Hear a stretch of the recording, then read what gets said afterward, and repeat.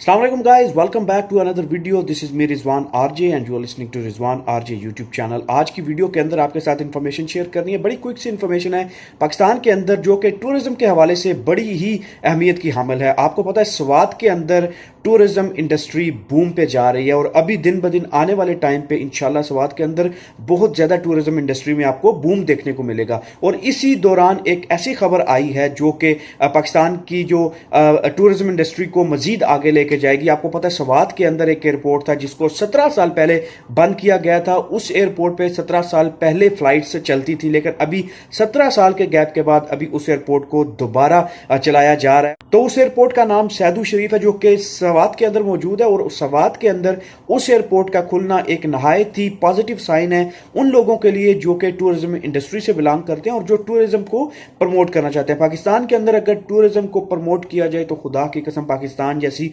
खूबसूरत जगह आपको कहीं नहीं मिलेगी, जहां पे आपको पहाड़ियां, माउंटेन्स, रिवर्स और इस तरह की बहुत सारी ऐसी खूबसूरत जगह वहां पे आपको देखने को मिलेंगी जो कि दुनिया के बहुत कम ममालिक में पाई जाती हैं। और सबसे इंपॉर्टेंट चीज पाकिस्तान के अंदर ऐसे मौसम और ऐसे जो सीजन्स पाए जाते हैं जो किसी दूसरे मुल्क में इतने ज्यादा सीजन नहीं पाए जाते। आप जीसीसी की बात करें तो यहां पे बहुत गर्मी है। आप यूरोप या उन ममालिक की बात करें, अमेरिका, कनाडा की, तो वहां पे बहुत ज्यादा सर्दी है।